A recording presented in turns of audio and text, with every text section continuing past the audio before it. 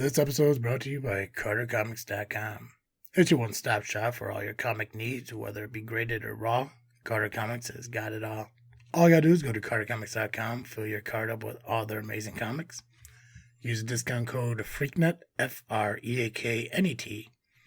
Save you 10% at checkout. Not only on their website, but also at their eBay account. And the link to eBay can be found on their homepage at CarterComics.com. Again, CarterComics.com is your one-stop shop for all comic needs.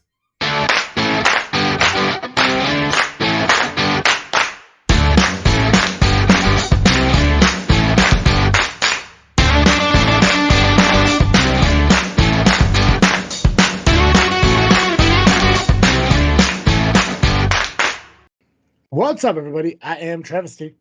And I'm Cartoon Joe. And thank you for listening to another episode of this freaking show. That's the outro. I don't know why I keep doing that. I mean, I know I'm not keep doing it, but I don't know why that's my go-to. I don't know. Like why am I trying to end the show 6 minutes into it? I don't know. Anyways, welcome back, guys, to another episode of this freaking show. It is your weekly podcast with a little bit of something and a whole lot of nothing. And there's something I got to get out of the way before I start this. And I did it this week on JFW, and I feel like I needed to do it this week here on this freaking show. Because I went back and I was listening to the episodes that we released last week.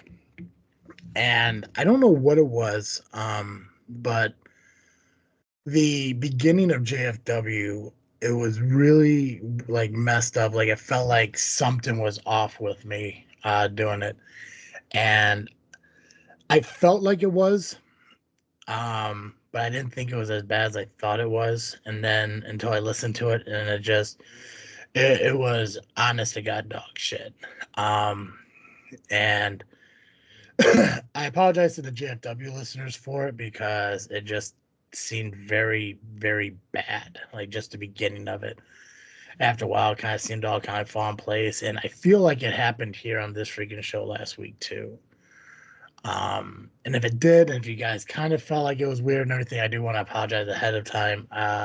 Doing this for so long, I feel like there's a sense of quality to be delivered from at least my end on what we do here. And I just feel like I didn't live up to the expectations our fans would expect from us. So if it seemed that way, if it seemed like poor quality, don't, I hope to God he came back to this episode, but don't, base it on that episode. Cause like I said, something was off. I just don't know what it was. And it really didn't click in my head that I was definitely right about being something off until I listened to it. So.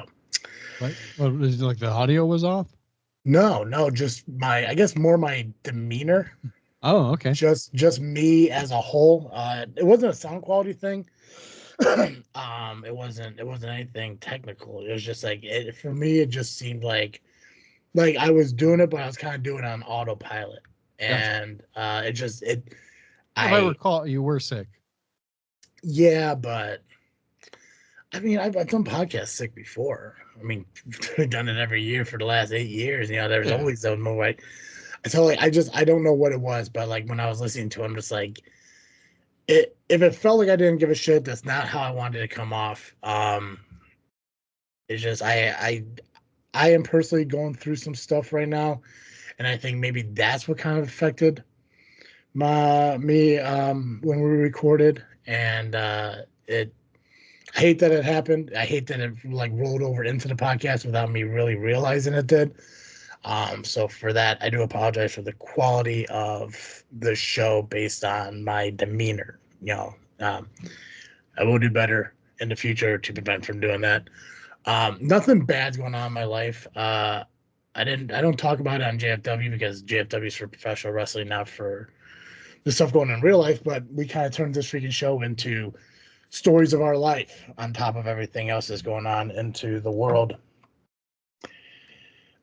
And I'm going through a refinancing process in my house to try to wipe out some of the debt I accumulated over my life because I was poor with fucking money. Did I talk about this last time? Yes. Did I? I think so. Joe, let me ask you. I can't remember if you talked about it directly or if you talked about it after the show with me. Yeah, we can kind of recap it here in a minute, but I'm just really curious. I don't want to call you out on anything, but what's going on with your goatee? I don't know. What's going on with it? It's like it has a comb over. I'm assuming you napped earlier. No, I haven't showered in a couple of days. That probably solid. does It's get just out weird. of It's just weird out of because control. it's like combed this way. I was just Yeah, I don't it know just why threw it me does off for that. a minute. Yeah, the symmetry just threw me off for a minute. I made eye to mouth contact with you. I'm like, oh shit. Okay, cool. Um, no, so I know I mentioned again. I don't.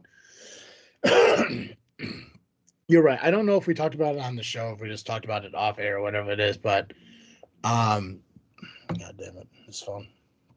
That's nothing important right now. So over the last couple of weeks, I've been having a lot of issues with appliances and stuff in my house. My fridge went out, and my dryer is very hit and miss lately. And I need to get new appliances, or at least need to replace the appliances I have. And when I sit there and I was thinking about it, and I was thinking about like the cost of everything, because apparently everything's fucking expensive nowadays. Um, I had to sit there and juggle the ideas like, do I need to buy a used one and just ride that one until it dies, like I've been doing with all my appliances? Because I haven't had a brand new appliance since I moved into this house.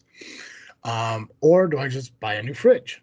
Maybe have a warranty, so for the next few years, and it goes off on it, something goes bad with it, it's covered, whatever it is. But I know that I can't afford a brand new fridge. I make decent money where I work to where I should, but the problem is, throughout my 20s, I wanted to go out and enjoy my life. I wanted to go out and have fun and hang out with my friends and do things with them that, money wouldn't be a burden to it. It was weird because, like, especially like when I look back on it, and I had this whole train of thought process and everything, like high school wise, but even in high school, I had this weird concept of, I don't I don't want people to know how little money I have.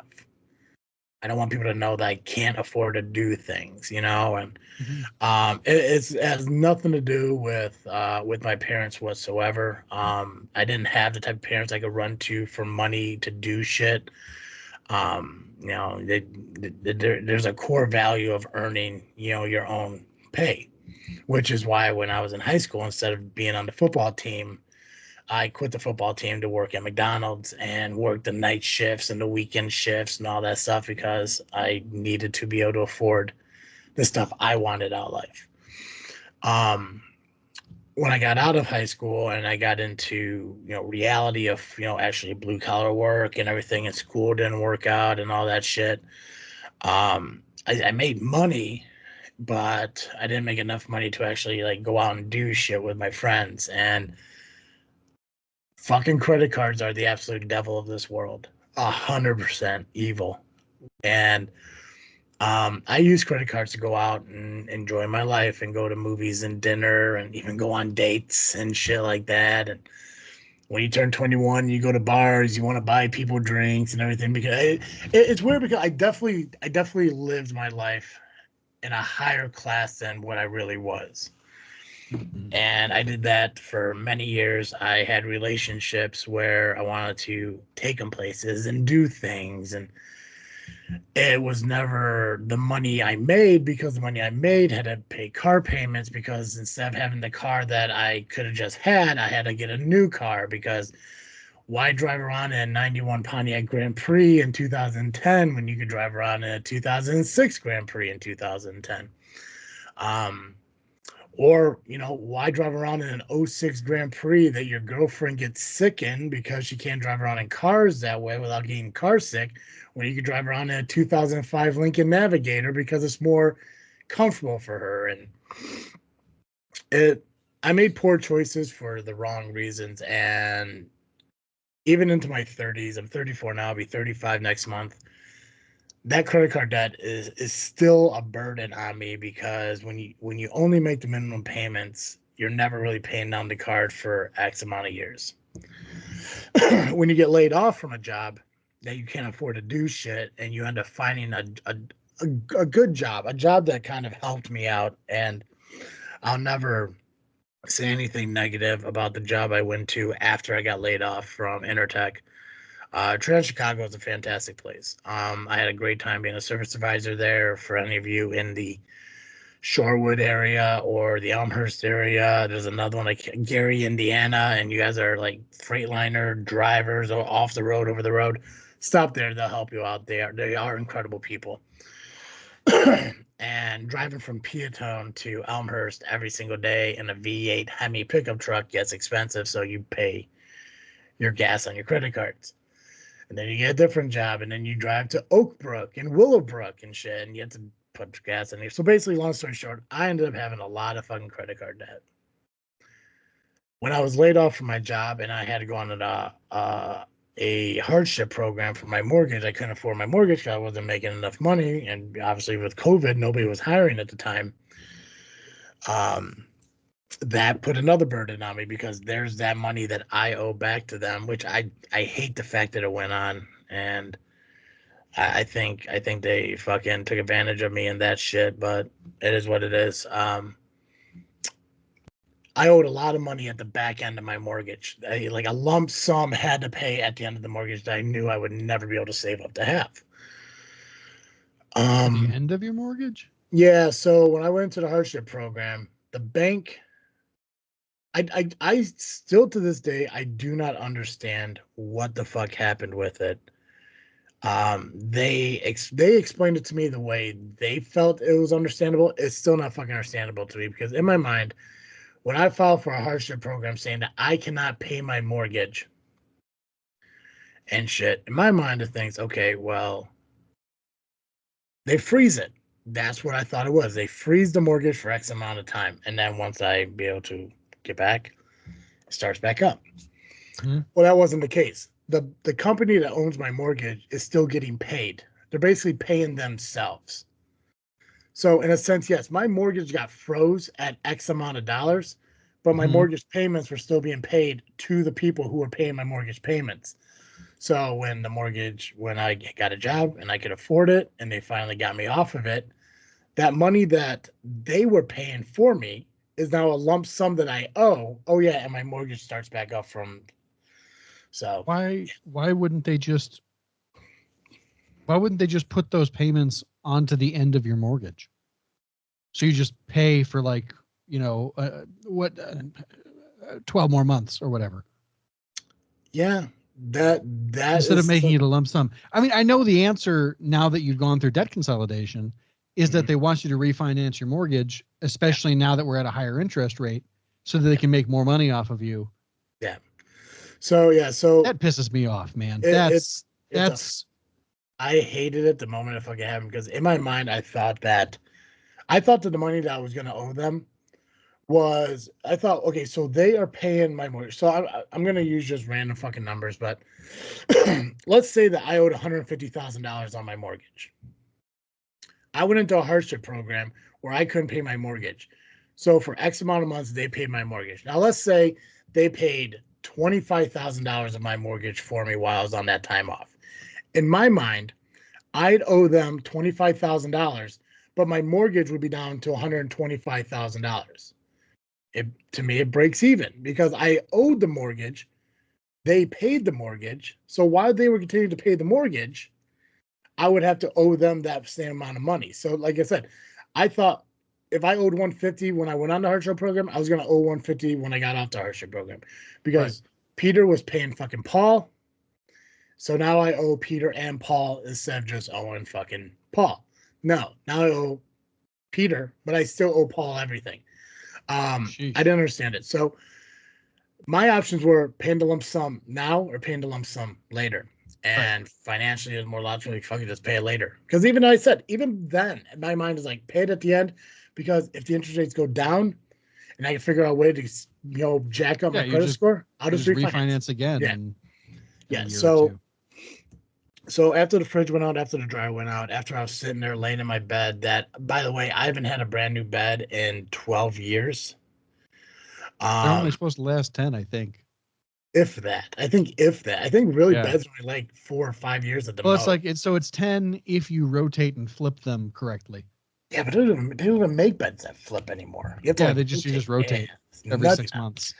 Yeah. now. Yeah. So the bed I have is the bed I moved into this house with 8 years ago, and the bed that I have was given to me by our parents after they got a brand new bed. I don't know how long they had the bed before me. This bed is it's comfortable, but I think it's comfortable in the wrong way. Hmm. I think it's broken in is the best way to describe it. Yeah. Um, so I'm laying in my bed and I'm realizing I've never had a brand new bed ever in my life. Well, that's a lie. I haven't had a brand new bed since I bought my bamboo bed, which was made from recycled bamboo and 100% recycled metal in 2010. That lasted probably about 4 years. But I was sitting there and I was thinking, like, how the fuck am I going to do all this?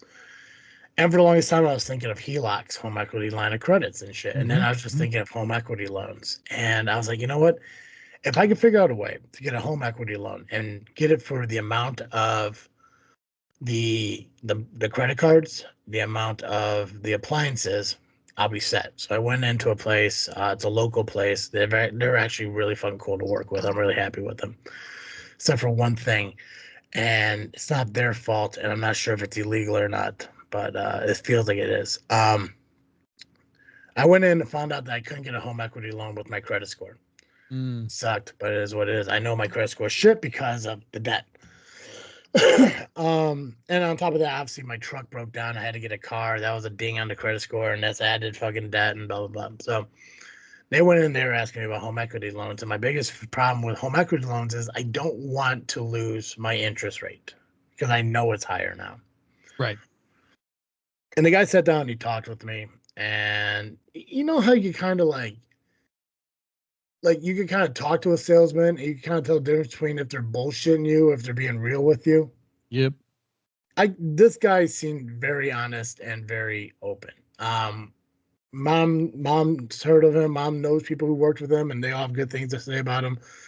Um, and he seemed very honest, and he explained everything. It wasn't like he was using big ass words to confuse me just to get my name written down on some fucking piece of paper. Right. Um, but he pretty much ran everything down. I was like, listen, if you owe this on your house and you owe this in credit cards, you owe this on that payment, and let's say you're looking to get appliances for this much and stuff like that, we could do a cash out refinance. And basically what it is we are refinancing your house for more than you owe. So Right. when you pay that off, you get the balance or you get the remaining of what that was. And I was thinking about it and I was like, my biggest problem is I pay X amount a month between my mortgage and this debt. Right. And for me to pay the same amount to pay everything off, it just doesn't work. And the way everything looked and the way everything calculated out, I'm saving myself about $400 or $500 a month on this. Nice. Um, yes, the interest rates are higher. Yes, my interest rate will go up, but my interest rates go up by like 2 points. So I'll go from like a 4.25 to a 6.2, I think, which that also sucks. Um, and I've seen it, and obviously, like my mom thinks it's a good idea. My dad doesn't because my dad doesn't want me to fuck with my mortgage. I don't want to fuck with my mortgage, but at the end of the day, I look at it like I definitely put myself in this situation, and whether this is the easy way out or the long term way out, it seems like it's the best way out to wipe away those credit cards. Obviously, the biggest thing is once those credit cards are paid off, never fucking touching them again because, you know, if I did, I'd just be in a worse situation I'm about to put myself in, anyways. Yeah. Well, you got to Uh, touch them enough to not destroy your credit card by paying them off and then throwing them away. yeah, Your credit yeah, rating, I mean. exactly. Yeah, so it's definitely like I got It's a a few. real credit. The whole credit system is such a scam. Yeah. Well, I know there are a couple credit cards that I've had for a very long time that I never really touched after a while, and I know they just ended up closing them and shit. Mm. There are two credit cards right now that as soon as they're paid off, I don't care if I ever fucking hear from them again. Well, that's a lie. One of them closed itself because I haven't used it for so long, just because the fucking debt on it was ridiculous. But there is one credit card I have right now that if I never use it again, I'll be okay with it because it has such a high credit limit that I to uh oh what's the word to entice me to use it. Oh, gotcha. Yeah, like it's too tempting. Yeah. I was gonna say seduce, but that sounds dirty. Entice Yeah. me to use it. Um, Seduce yep, feels right though, right? Because it's like it is seductive. it is. Yeah, it is definitely a siren to my Homer, like Mhm. 100%. Like especially like like if there's something I really want, it's like, hey, you can afford it with this credit card and shit. But I got other credit cards that are like a few $100s. It's like, hey, you know what? If I take my smallest credit limit credit card and it's the only one I use and I buy gas with it and pay it off and gas with it and pay it off, then maybe that's the best route to go. Yep. So after everything is said and done, I'm gonna pay off I'm gonna refinance the house with a cash out loan, cash out refinance. Um, I'm gonna buy all new appliances: fridge, stove, microwave, washer, and dryer because I haven't owned brand new appliances since I moved into this house. I'm buying local. I'm a huge supporter of shopping local. I went to a place right here in Piatone, and there's a great deal on everything. Unfortunately, the sales were then, so I don't know what the price difference would be, but I know the price difference won't change that much. And I'm going to look at a new bed, and ultimately, there's possibility there'll be enough money left over where I might be able to actually get a new computer because this computer is almost about 5 years old, and I could kind of feel it kind of lagging. So, um, between that and being sick, that's what my last like 4 weeks have been. Really. And it's not over yet.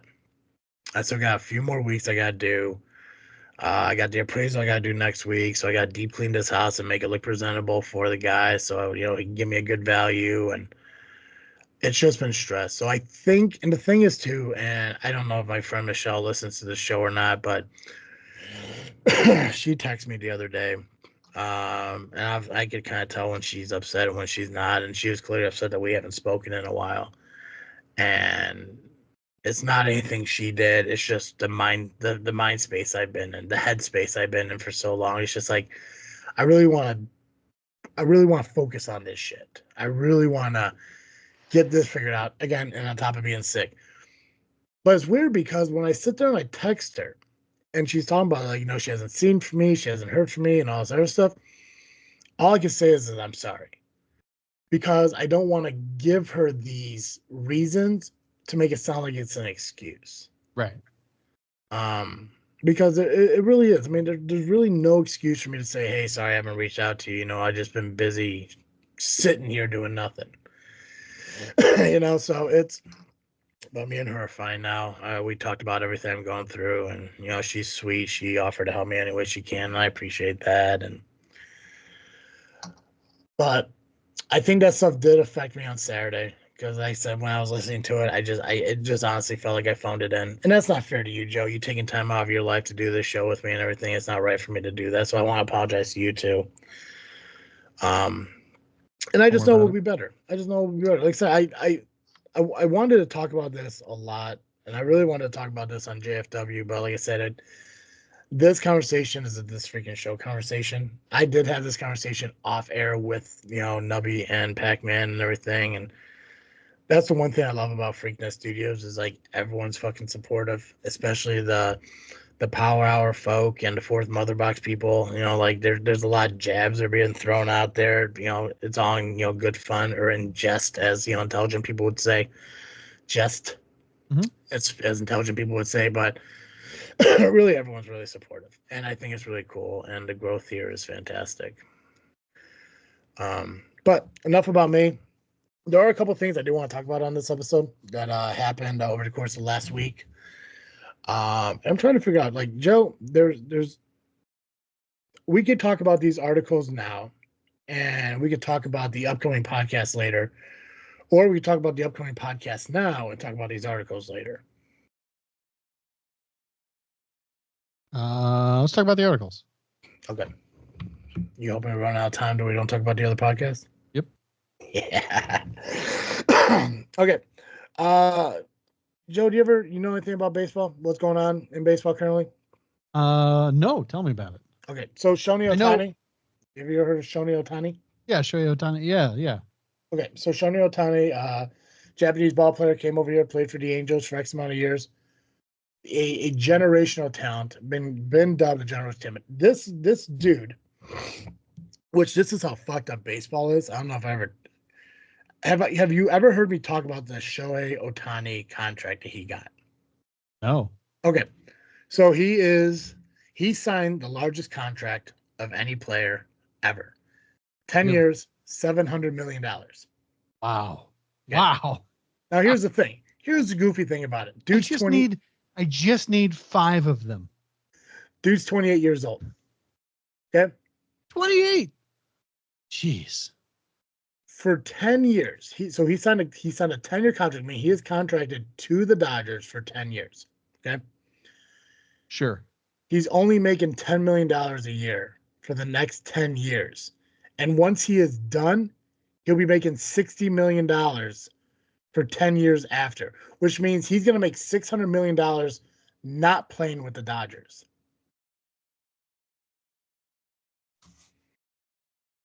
And at 38 years old, his contract is done at 38 years old, which means if he could keep up his hitting, he could go be a DH for the Right. next 3 or 4 years and go play for another team.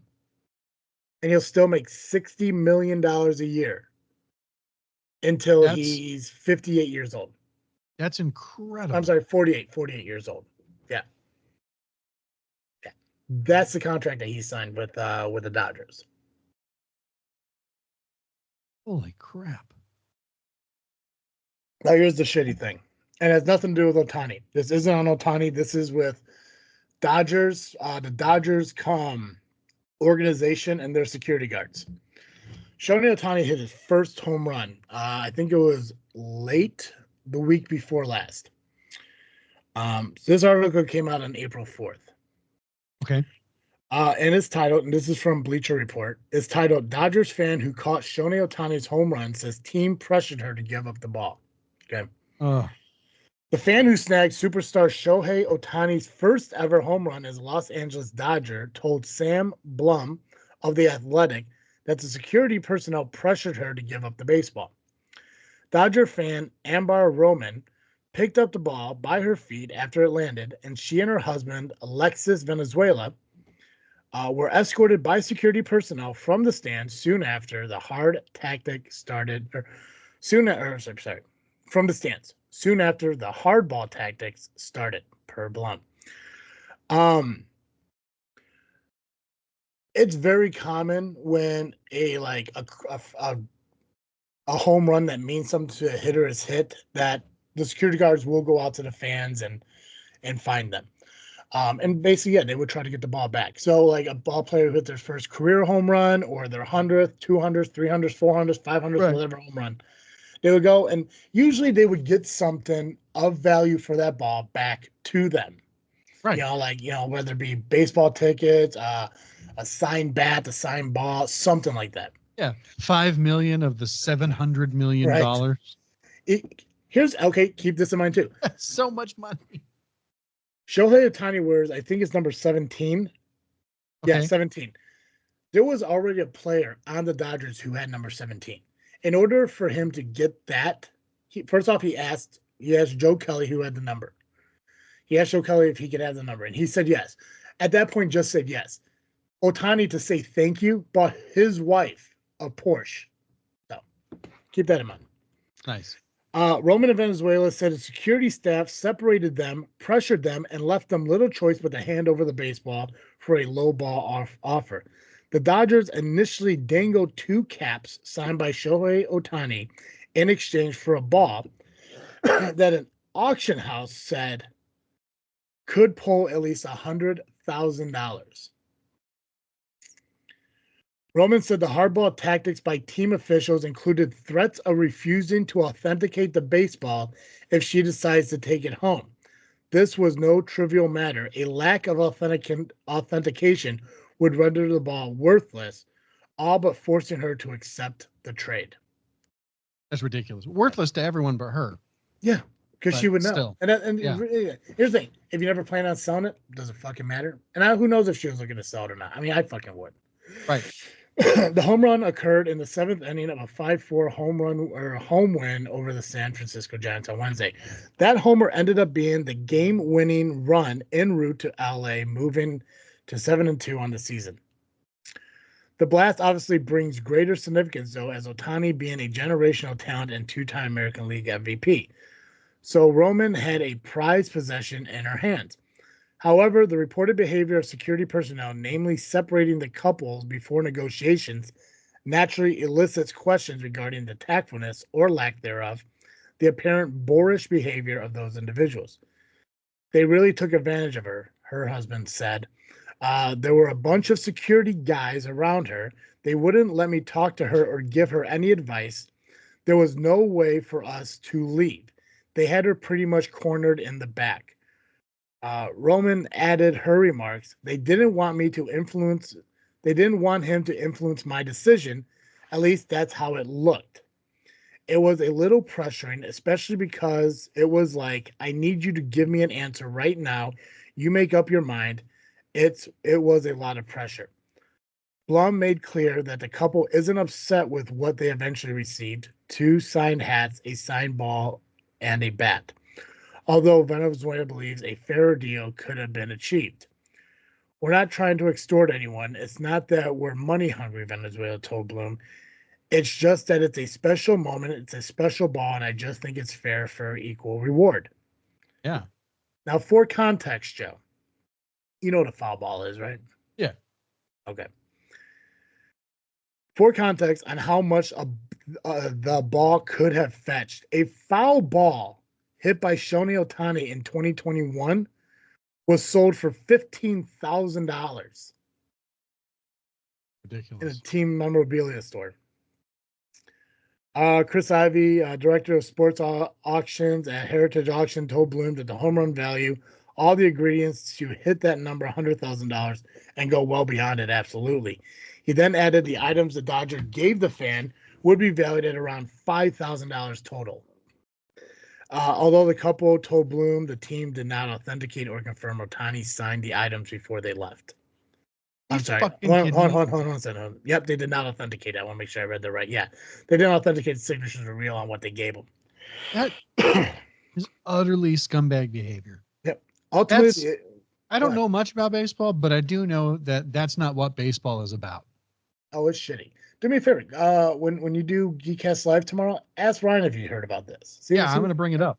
I'm curious on what his thoughts are. I'm thinking about bringing it up in the group chat right now. Ultimately, the issue at hand for the couple seems less about what they received in compensation and more about the treatment at the game.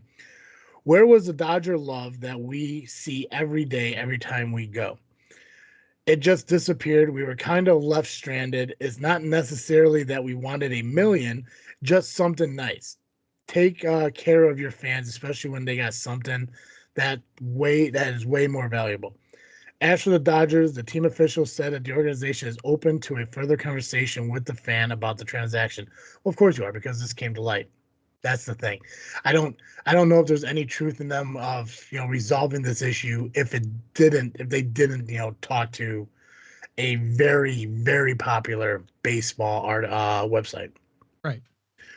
Um, yeah, I do. It sucks because like I understand how important that ball may be to Otani. It's like, hey, this is my first home run on a new team, to be the next generation, what could potentially be World Series champions for 80% of the next, 8 out of 10 of the next fucking World Series. And it sucks that they had to go through that. I mean, I have no doubt that they were pressured by security guards to hand the ball over.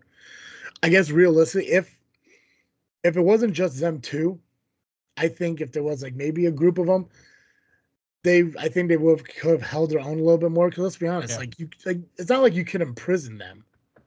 Right. It's not like you throw them in Dodge or jail because they're not giving up the ball, and Yeah. we can do rip it from their hands and shit. I mean, the fact that if somebody, and again, like, if it really happened this way, it's unfortunate. But who's gonna sit there and threaten to say like, hey, if you don't give us the ball, we're not gonna authenticate it? Then fine. Then you'll never have that fucking ball. And again, if you didn't authenticate it, all she has is a fucking baseball and a story to tell without any proof that it's truly it. Is that Right. unless you can find the video online of her getting the ball. But Yeah. at the same time, now you have to go to Shohei Ohtani. Is like, hey, I couldn't get the ball, so now it's gone forever. But or you lie to him, say, hey, here's your ball, and just grab any Right. old fucking ball. It Yeah. it's stupid. It's one of the reasons why I hate the fucking Dodgers. Yeah. It's the same reason I hate the Yankees. They throw money at their fucking championships. With hey, if you have it, awesome. But it's just like you're just Sure. buying the best Throw players some from our other way. fucking places. We'll pivot to baseball. Oh god, yeah, right. Oh god, you throw me 15% of what Otani's being paid, and I will make a baseball only fucking podcast. And I will do it every day. I'll talk about baseball every fucking day. I'll This learn all freaking the baseball. teams, the There we go. people on them. Right. It's it sucks. I haven't again this article is from April 4th. Obviously, we're looking at 5 days later. So I'm not sure what has happened since then. Yeah. Um, I don't even know if Otani knows what's going on because he's going through his own shit where he finds out his interpreter he's been working with for years has been skimming money from him. And This I have heard of, and okay, I thought that's what you were going to be talking about. I didn't want to talk about it. It's I guess in a weird sense I thought this was more important. Yeah. I think Um, it is too, yeah, because it's about the fans, right? And I yeah, think the fans are way more important than whether or not, like, I mean, to some extent, it is important. mhm. You're paying It's this guy $700 million. Is he part of this scheme to throw baseball games or whatever with his translator? Or is the translator working on his own to try and like take advantage of this once in a generation baseball talent to make yeah. money off of him? Well, and I think I think one of the biggest problems too that's coming up about this it's not even so much like I mean obviously there's a lot of big questions on like is it just the interpreter or is the interpreter through Otani? Right. You know, because it's I mean it's not like the interpreter's going to go to jail. If if it comes out to if they prove that all he did is bet on games and shit, then he loses. Well, I guess the biggest reason he got fired and this whole shit goes on because he was skimming money from Otani. That's the Right. allegation. Yeah. But now there's expectations on did Otani really give him the money to go make these bets to make more fucking money? Now, Right. if that's the case, there's a guy that I don't know if people remember who also got banned from baseball, cannot be part of the Hall of Fame because he bet on games, and his name is Pete Rose. And the problem with Pete I thought you were going Rose, to shoeless Joe Jackson, but go on. we can talk about that in a minute too. Pete Rose bet on his team to win, and he got banned from baseball. That's the problem that people have with Pete Rose. It's not like he was betting against his team and throwing baseball like the Chicago Black Sox of I think it was 1909. Sounds right. It's either 1909 or 1918. It's back then. I should know. I'm a huge Sox fan, and I don't know why those two Oh, are 1919 1919. That's what it is. Yeah, domination. they won in 1918, and they could have repeated in 1919. Which, ironically, they were playing the Cincinnati Reds that they threw the game against, and Cincinnati Reds was the team that Pete Rose played on, No where he way. got banned. But this was obviously like 50 years later. Um, but Pete Rose got banned from baseball because he was betting on baseball. But the thing is, he was betting on his team to win. So I don't see how you could ban a guy from baseball for gambling if he's betting on his team to win and his team was fucking winning. Right. Like that's the goofy That's thing. It's like, yeah. Why? well, and what I the understand like there's a blanket ban on whatever, yeah, but at the same time, like I'm betting on us to win. If we win, I make money, but like I'm not going to throw the game. I'm going to play harder, if anything. exactly, yeah, You and that know, was just and that and was just as long as you can't prove too, like you're not going to like what's her name, like Peekaboo Smith or whatever from the Olympics. Like you're not going to go around and like chop out the legs of the other team. who are you Or talking about? Peekaboo Smith. I don't know if it was Smith. I just made up the last name, but But the there's a skater called Peekaboo. yeah. Oh, What the she was a skier, not a skater. Sorry. I thought you were talking Street, about Peekaboo Lorraine Street. Bobbitt. I thought you were talking about Lorraine Bobbitt. No, no. Okay, what are you Her talking too. about? Yeah, her too. Yeah, Yeah, right. People are fucking lunatics, man. yeah, right. No, Who's Peekaboo Street was a World Cup alpine ski racer and Olympic gold medalist. Mhm. She was winning the 1998 Winter Olympics, and I believe, see if I can find it. Anyway, I believe she hired someone to club one of her main opponents in the legs. Yeah, it sounds like Lauren Bobbitt. Yeah, it might have been Lauren Bobbitt. It might have been the person that she did it to. Well, this was figure skating. Oh, okay. Lauren Bobbitt was figure skating, and that was God, who the hell did Lauren Bobbitt fucking it was fucking Lauren Bobbitt. I definitely spelled all those words wrong. It's just two. Oh no, you know what? Somehow, I don't know if it's because of pop culture or what. Somehow I've confused things. Peekaboo Street crashed on her own and tore her ACL, and that's why she was out of the sport. I thought that someone hit her or that she hired someone to hit someone else. Oh, you know what? I'm not even thinking of Lauren Bobbitt at all. Lauren Bobbitt's the girl that chopped off that dude's penis. I am way fucking off. Wow, we are batting like zero. Next week I will apologize for this. It's fine. Who was the skater hit with pipe? Who's that? Yeah. Nancy Kerrigan, an American figure skater, was struck on the lower right thigh with a telescopic baton by assailant Shane Stant. As she walked down the corridor of the Cobo Arena in Detroit, Michigan, Kerrigan was passing ice skating. Who's the person that Tanya Harding.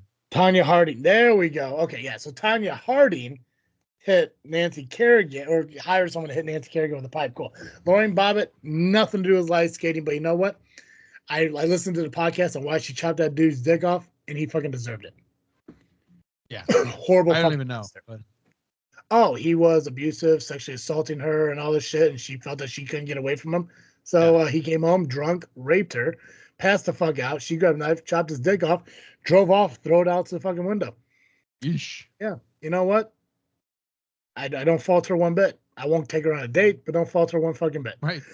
1919 Black Sox threw the game because Kaminsky would not pay them more money for winning. In fact, I think one of his star pitchers, if he played one more game or had like a couple more strikeouts and he achieved this level, he was supposed to get a bonus, and they sat him the rest of the season. Greedy fucking dude. So the mob, offered the 8 of the 9 men on the field money to throw the game. And the problem was, one of those guys were Shoeless Joe Jackson. It's that Shoeless Joe Jackson actually tried and played. He didn't bobble, fuck anything up. He actually went out and played, but because he was willing to take the money, he was included in that too. Gotcha. So yeah, Dodgers do better. Hopefully they get more than just to sign shit, or at least authenticate what you fucking gave her. Or maybe a year of season tickets. Why the fuck not? Right. Okay, one more article, and then we're going to talk about the podcast. Then we'll wrap up the show. Chicago River open water swim returns in September after nearly a century. Have you heard about this? No. Okay. ABC 7 News. On a rainy, cold day like today, open water swimming is probably the furthest thing from your mind. And the suggestion of jumping into the Chicago River of all places even further away. But on September 26th, I'd rather jump in the Chicago River than the Wabash, but it's not close. On September 22nd, the city will, for the first time in nearly 100 years, play host to those willing to get wet for a mile or two swim along the river walk. The starting line will be between Clark and Dearborn Street. Swimmers will go east to Wabash and then circle back to Wolf Point, said Doug McConnell, founder of the Long Swim. While Chicago is no stranger to host large-scale open water swim events, including Big Shoulder and the Chicago Triathlon, organizers admit overcoming people's perception about the cleanliness of the Chicago River is their biggest challenge. I don't think it's a perception. I think it's a fact. That river is shitty. Yeah, it's been getting progressively better for the last couple of decades, but I still wouldn't get in it. It's like when people talk about the Hudson River. Like Yeah. when people talk about that. Friends of the Chicago River is supporting the event for exactly the reason to help get the word out that the river is actually approved for swimming 13 years ago. So look at that, over a decade. Good job, Joe. Wow. Many people are aware of the tunnel and reservoir plans, which is colloquially, Colloquially. gosh, what does that mean? Commonly. Why don't they just say it? Dicks. Mm, They knew one day some idiot's going to read this article on a podcast and look foolish. maybe. Commonly called deep tunnel. Um, and that has reduced the chance of having any sewage in the river, which is people's main concern by 85% from what is the historical river that people used to worry about. And so today, on the average day, it really is cleaner than it used to be and is clean enough for swimming in most places. They hope the swim will not only be a celebration of the riverfront's renaissance, but also serve as a fundraiser for ALS research, a cause near and dear to McConnell's heart and at the heart of all the events he organizes. It was actually after my sister was diagnosed that she had the idea of open water swimming because it was such a perfect contrast to the challenges that ALS patients go through. The inaugural Chicago River Swim will take place on September 22nd. Registration is already open, and it will cap at 500 qualified swimmers who must show documented proof of previous open water swims in order to be approved. Amazing. Joe, are you going to go swim in the river? Oh, Yeah. nope. You're worried that when those 500 swimmers go in and shit, people are going to watch in amazement and wonder why there's 503 bodies in the water? That's one of my concerns. I'm also I am not a, I'm not a strong enough swimmer to do that. No, I And don't. then on top of that, like once again, I realize that the Chicago River is cleaner than the Wabash River, but I had a teacher in middle school who was on the rowing team at Purdue, No. and he knew a guy on the rowing team who got one drop of the Wabash in his eye, instant eye infection. Yeah. And I I mean, just, until I can see the bottom of the river because it's that clean, here, no, thank you. here's my theory, Joe. Let's say there's a toilet. Yeah. Somebody just dropped a Duke in, wiped, flushed, and then somebody went in and they cleaned that fucking toilet. They fucking bleached it. They wiped it down. It is spotless. Damn near looks brand new. Would you drink a cup of water out of that toilet? No, because it's the toilet. Because it's a fucking toilet. And that's how I feel about the Chicago River. It's like you could tell me how clean it is. And it could be crystal clear seeing to the bottom. There's still something in that fucking water that I'm just like, you know what? I'm Totally good. fair. Now, the one thing I do want to see, and I want to try to, I'm sure it's a very logical answer. Is the Chicago River is what they dye green, right? Yeah. How long does it take to not be dyed green anymore? I'm sure it's still green, but how long does it Couple take to? days. Is it? It just kind of it flows away. Yeah. Okay, gotcha. I've never seen it, so I've seen videos of it being dyed green, but I've never seen it de-dyeing Oh, or undying. it's even faster than I thought. In the original stunt, the river stayed green for a week, but the dye used today only lasts about 4 hours. Oh, interesting. Okay, cool. Good for So, them. yeah. Cool. Now throw some chlorine in that motherfucker. I don't know what to tell you. It's just that I don't think there's one thing that's ever gonna say, "Hey, go jump in this water." It's fine. It ain't fine. It's not really fine at all.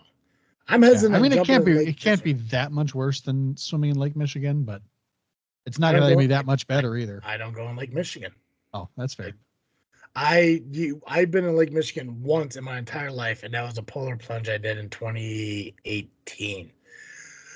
I'm not a beach guy. Mostly sand. Sand really ruins it. That's And fair. also, last time I was on a beach, it was my first time being in the ocean, and I went out there and I had fun, and I was splashing around like a 31-year-old kid, and then I realized myself, there's fucking sharks out here somewhere. Like there's like I know there's no sharks in Lake Michigan, but I think somebody's seen a shark in fucking Lake Michigan once. Hmm. I I think there believe are it. freshwater sharks somewhere. I don't know about that. I know There's some got sharks can do both. there's got to be sharks. There has to be fucking something like Michigan Loch Ness or some shit. There is a rumor. The claim is that it's a myth, but that's no fun. So I refuse to. Yeah. I choose to believe that there's at least some. They have been reportedly seen bull sharks in Lake Michigan. Although some instances like this dead bull shark found on the lake shore are a bit uncertain, no shark reports have ever been significantly documented. Like, still, it has to fucking exist. There has to be something in there that could fucking eat you. Like, something could fucking drag you down. There has to be. No, I don't. Never where I've been. I don't know. All I know is I don't go that far in. I'm perfectly happy where my feet can touch. I'm fine. Like if I ever go to a fucking Lake Michigan, which I don't think I'd ever go to. I don't think I'd ever go to a Chicago. What's it? Chicago Beach. That's what it's called. I think so. Yeah. I don't know if I'd ever go to Chicago Beach. I would definitely go to like Indiana Beach. Yeah. I I think like it's the like dunes. dunes. Indiana Yeah, dunes. stuff like that. Yeah, I'd be okay going there because I think in my mind that's a little bit more open, a little more wide. I mean, I guess people were like, I mean, I guess like the beach along Lakeshore Drive is open. I don't know, is that open or is there like just a section of beach that's considered Michigan, like or Chicago beach? I think it's open. Okay. Yeah, it depends on where you're at, but yeah, I think there's like Loyola Beach, and I forget where what the Lakeshore Drive one is, but Yeah, I just think subconsciously, like deep down, when I really think about it, is I've seen what these barges do to these waters. That I think it yeah, really sours me on these on these fucking lakes and stuff. totally fair. But hey, to those of you who want to do an open swim on the Chicago River on September 22nd, have fun. Yeah, raise Uh, that money for ALS. yeah, if I remember, maybe we'll recap it in September, and we'll see how it really went. So, Joe, new podcast, bro. Yeah, I sent you some titles. What have you thought? Did you read them? I yeah, I read them. I didn't love them. Why? They just didn't resonate with me. The book with Joe, I don't hate that one as much. Seventh Day Podcast. I don't like the Seventh Day It's podcast. I don't know why. it's a day of rest. Yeah, it feels like Seventh Day Adventist or something to me. I don't know why. Eh, I don't mind the book with Joe. right? I mean, it's similar, and Yeah. I also thought because we've been really trying to figure out exactly what we wanted to do with the podcast, and like I think the idea we kind of fell on was like talking about the untold stories of the Bible. Yeah. I also thought because I actually got the Bible through Audible using our discount code audibletrial.com/freaknet, so I got it for All 30 right. days. Nice, nice, Um, nice. And what it is like, so I got this guy reading it, which I really wish it was Morgan Freeman reading it. It'd probably be Yeah. like epic. But I got some guy reading me the Bible as I'm driving to work and stuff like that, or I'm driving wherever I'm driving. And obviously they go by, they start with Genesis. If you guys didn't know, the Bible started with Genesis. And they go chapter by chapter. And I started thinking to myself, like, what we really could do is we could take the book chapter by chapter, talk about that one chapter in the show, and that'd be the end of the show. And we could do like a 30-minute show. I It's mean, an interesting idea. how many chapters are in these books? A lot. Depends. Why not? Genesis is 50. See, that's an entire season right there. 50 chapters. I mean, what's the one that has the most in it? Psalms 151. 151. Okay, that's 3 seasons. Maybe we'll stick to the untold stories. Yeah.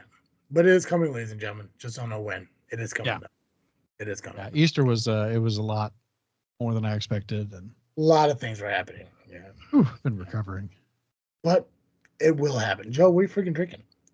Oh, I'm having myself a so you may have thought, especially if you're watching on the YouTubes, that I had a gigantic glass of wine. It is a pretty big glass, but it's actually it's part water, part I think it's Winking Owl Cabernet Sauvignon. So just whatever the Aldi cheap brand is. Um, yeah, I figured I'd do a mix, half and half. That way I wasn't getting like trashed on the podcast. Classy though. Plus, Classy. it cuts the calories in half, and it still tastes pretty good. So, Nice. what about you? What are you figuring drinking? I'm drinking a blueberry lemon hint. Very nice. Yeah. And I don't think I did this where the podcast could hear and see it, but I'm drinking out of this glass that has I don't know if you can see it, but it's an actual tuned glass. Si fa ja do re mi Yeah. fa sol la ti do. Yeah. So Are you you gonna can do it? actually yeah. Yeah. Here we go. Uh, Also, just for lick your finger one more time for the viewers. There we go. Yeah, that's right, Daddy.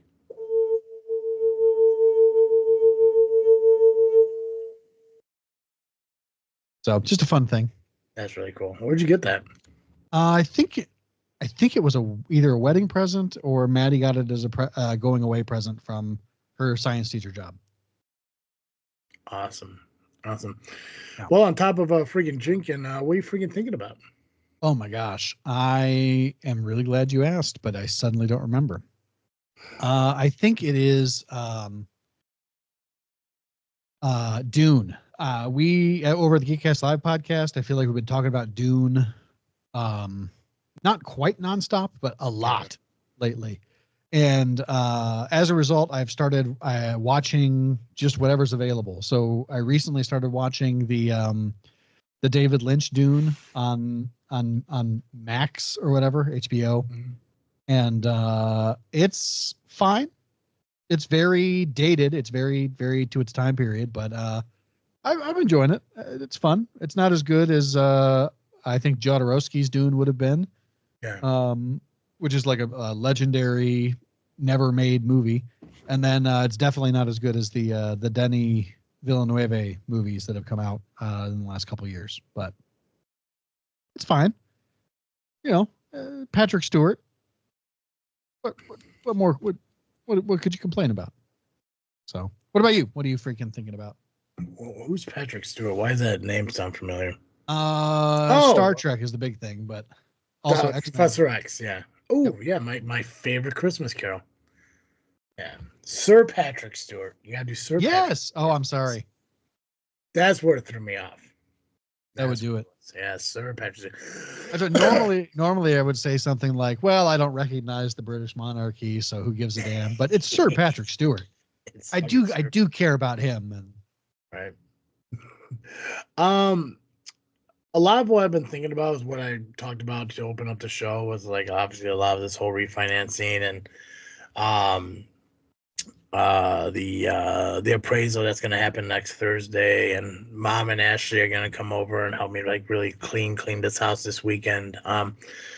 But outside of that, this past weekend was WrestleMania, which is one of the reasons why the show got delayed. Is because this weekend was WrestleMania weekend, and my whole focus was WrestleMania, and I took complete space on the fact that we are going to record on Saturday. But um, wrestling is becoming more and more of the stuff I love lately, and this weekend was Friday, Saturday, Sunday was every day was fun, every day was exciting, every story that was told was incredible, and that's I it was awesome to talk about last Saturday on JFW. It was awesome to recap it this past Monday on JFW. It was awesome to watch it all weekend, and I'm still living on the excitement of it, even now here on Tuesday as we record. So nice. wait, it's Monday. No, it's Tuesday. It is It Tuesday. is Yeah. Tuesday. It is Tuesday. Yeah. So it's I think the one thing that made it the best thing in my life right now is like, or what I'm freaking thinking about and why I'm still thinking about it is because it's a good way to rise up from such the weird lulls I've had over the last few weeks. Um, on top of that, like it did make me kind of realize too, like I felt crappy about it, but um uh a friend of Ashley's goes to the church that I talk about a lot here in Peatone, and it made me realize that I really need to start going again. So I've been thinking about that a lot. I had to stop over at my friend Dana's house over the Friday before I went home, and she was talking about how she wants to take her stepkid to church because her stepkid's talking about church, and she wants to take it to the church we went to, which is the church here in town. And I told her, like, if you go, let me know. I'll meet you there and everything. And it's just, I think if I've gone over the last few weeks where I felt low, I think that would have helped. Mhm. And I know it's weird because I do have friends who I get to them, it's kind of a joke, the whole like belief and faith and everything, and then I don't fault them for their opinions. Oh, I fucking hate you dogs. The neighbor dogs. Yeah, I I don't heard fault them. them. I have my window cracked because it's actually nice and breezy outside, and this room got a little bit stuffy today. Um, I don't fault them for having their beliefs and what they feel is real and what isn't. I know, like when I have conversations with people, I always like go back to the belief that God puts challenges in our lives. We don't do anything alone. He's always there with us and stuff like that. And my buddy doesn't believe that, and that's fine. We have mutual respect of our own beliefs, and I don't Yeah, fault him for it one bit.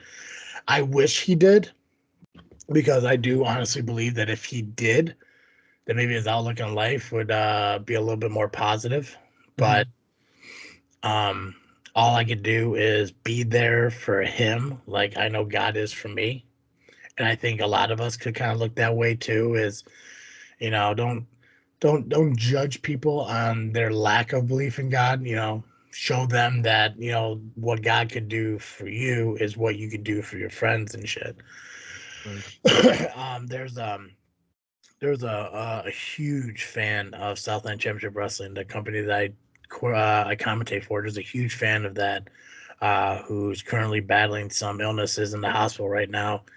And I mentioned thoughts and prayers on JFW. I want to mention thoughts and prayers here on this show as well. He's also a huge fan of me and the content I put out. And hopefully he sees either this or he sees JFW, hears it or whatever, and knows that we're all rooting for him. And hopefully, it sounds like he's getting a little bit better, but he's not out of the woods yet. I pray to God he does pull through, because he is an inspirational guy. He's a Special Olympic medalist. He's a funny dude. He's a passionate wrestling fan, and I mention him because when I look at the comments on the post about him, I see a lot of guys in the business that wouldn't expect to, say thoughts and prayers. And maybe they're just throwing the generic out there saying, well, this is what everyone says. I don't think that's the case though. For like maybe like 80, 75, 80% of them. I don't know why 80% is my go-to right now. Mhm. But it's a powerful feeling when you can sit there and watch other people, send thoughts and prayers to somebody else. So to my friend who doesn't have a belief in God, I don't fault you for it. I don't think, I'm not gonna judge you for it, but I still pray for you every day. And I hope that you continue to just be the person you are and just continue to be better, be a good dad, be a good friend, be a good person. And I will continue to believe that there's a higher power helping you do that, even though you don't. So yeah, so I've been thinking about a lot of stuff over the last few weeks. God and money are two things that shouldn't be thought about together, but that's what's been on my mind the last 2 weeks, on two different reasons, but still equally on my mind. So um, Sure. yeah, I I I don't want to hard pivot to something else that I've been thinking about this week. no, go for it, man. Absolutely, yeah. Because I don't want to undercut what you said, because I do think it's important, and definitely prayers out to your friend. You'll have to give me his name later so I can put him on my list. Awesome. Okay. Yeah. But I can't believe it didn't come up. The eclipse. Dude, yeah, I I totally was forgot about that. definitely thinking about the eclipse. I yesterday, as it was, I mean, it's something I've been excited about in the time leading up to it, Yeah. and we weren't in the path of totality, but we got like 93% of the sun covered. Mhm. And yesterday was supposed to be cloudy. Yeah. And so I was like, I'm not going to travel to Indy to see it or whatever, and I'm not going to go to Southern Illinois to see it. Yeah. I'm just going to miss it. It's fine. I'll catch the next one. Well, then it was a beautiful day yesterday, I don't think there was a And cloud in the sky not a yesterday, single man. cloud, No. not a single cloud in the sky. And so I called up Science and Surplus, which is a local store by me that sells like science supplies and stuff. Yeah. They said they had eclipse glasses in stock. So I Yeah. drove over there. When I got there, I saw that they had their parking lot closed and a big sign out front that said no glasses. And I'm like, if I had known that, I wouldn't have driven over here. I literally Yeah. just got off the phone and got in the car. Yeah. Well, I was texting with Maddie and she was at work and they had 4 extra pairs of glasses. So they gave me one. And so I got to, as I was leaving from picking them up, the eclipse was Yeah. starting. And so, like, when I stopped at the light near her office, I leaned out the window and looked and got to see just the very smallest amount starting to cover the sun. And Yeah. Yeah. got home, set myself up outside, and I made like a pinhole camera with my with like a aluminum foil and a paper towel tube, so I could take pictures of the shadow of the eclipse or whatever. Mm-hmm. Because you're not supposed to put your phone on it up to it. You could destroy the camera sensor. Yeah. Uh, just like you can destroy your eyes by looking at it without help, without a filter. I looked at it. Anyway, I had a great time sitting watching it. What's Yeah. that? I looked at it. Yeah. It was by accident. But yeah, I totally 100% looked at it without I did it. anything I did it on. a couple times on purpose. I couldn't I just resist want to looking see. down the glasses.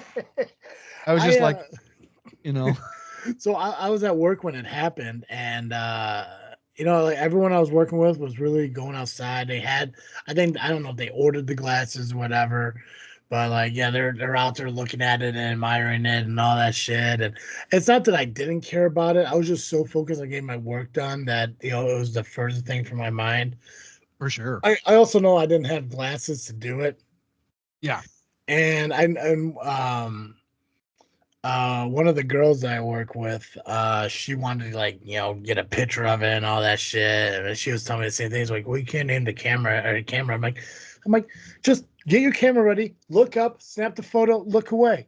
Like just, don't she's like, no, because it's gonna break. I'm like, yeah, it'll be fine. She's like, well, if I break it, then you gotta buy me a new one. I'm like, deal. But she never did it. Because I knew she wouldn't. Um, Right. but I was expecting it to be like almost like total darkness, and it really wasn't. Yeah. That only really happens in the actual like path of totality. Gotcha. My cousin Shelby, she went down with my uncle Greg down south in southern Indiana, or Illinois, southern Illinois. Nice.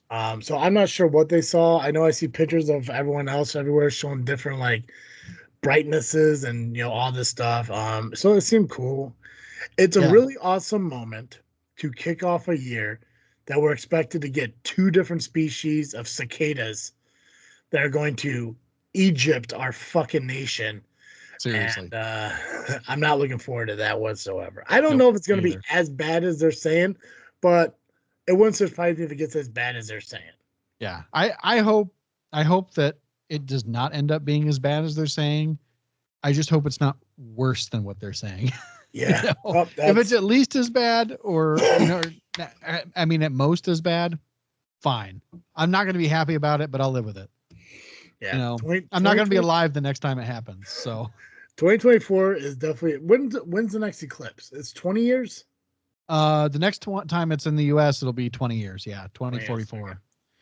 Gotcha. So 2024 roller coasters. We're on a high now of eclipse spotting and everything. Then soon cicadas will come. Then the Olympics will be here, and then the fucking election's gonna happen. Yep. So a real fucking roller coaster this fucking year. It's um, but I think as Yep. long as we stay positive, I think we'll overcome whatever. I Oh, really for sure, for sure. Yeah, but do. it was awesome. I really enjoyed it. It When was is cool to like feel the temperature drop, and it was like wearing sunglasses inside. But when is the cicada supposed to come? June, I want to say July. How long are they supposed to hang Yeah. around for? I For some reason I only think it's like a week. I hope so, because if we're out there vlogging fucking Michigan with cicadas, I'm gonna lose my Ugh. shit. Same. I mean, I could edit decently, but I can't edit out cicadas fucking sounds. I'll tell you that much. Yeah, it's only like 14 days or some shit, isn't it? Yeah, they're not. Yeah, Yeah. they come up, they bang, they die. Yeah. Yeah. Good. I'm looking Uh, forward to that shit. let's see. Gosh, I'm just not finding it fast. Hold on one second. Let me ask Maddie.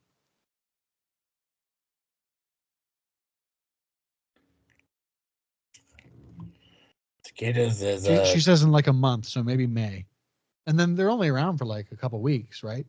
Yeah, just like so yeah, a couple weeks in May or June.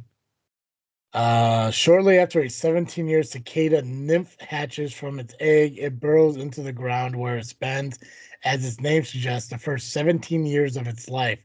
When it emerges from the ground, it lives only 4 to 6 weeks, just long enough to mate, fertilize, lay eggs, and start the cycle all over again. Nice.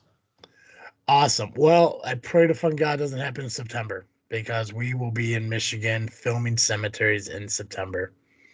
Um, I'm excited for Freaky Show. I'm excited for October as I am every year. But I'm also excited to see what this year still brings us. Like I said, right, I had a low, but now I'm ready to be high. In a euphoric way, not a drug way. Um, and I'm looking forward to being 35 here in about 6 weeks. So, Nice. Joe. Oh, I'm sorry. Hey, Joe. Yes. Every week, our listeners can catch Cartoon Joe here on this freaking show. But if an hour of Cartoon Joe just isn't enough for our listeners, where can they go? If you need more Cartoon Joe, you can find me over the Geekcast Live podcast at violentpress.com. You can also find us on Facebook, iTunes, Spotify, and Twitter by searching Geekcast Live. Excellent. Guys, make sure you follow us over on social media, Facebook, Instagram, and Twitter, just by searching this freaking show. And of course, you can listen to us anywhere you listen to podcasts. Just search us on iTunes, Spotify, Podbean, now YouTube Music, because Google Pod is no longer a thing, as well as Podbean. Just search this freaking show. Wherever you listen to us, just give us a like, give us a rating, give us a review, whatever they ask for. Just help us out. Subscribe to us. Go to FreakNet Studios on YouTube, subscribe there, and you could watch our podcast because we are releasing the video of our podcast there as well. So, and also, Joe, I really want to try some fucking chicken sandwiches. So let's see if we can plan like a chicken sandwich taste test here in the future. That sounds good. I got it. We did fish, we did burgers. Now we gotta give chicken a chance. Oh, we do gotta give chicken a chance. We do gotta get all I am saying is give chicken a chance. Guys, that's all I got. As always, I am Travesty. And I'm Cartoon Joe. And thank you for listening to another episode of this freaking show. I'm out.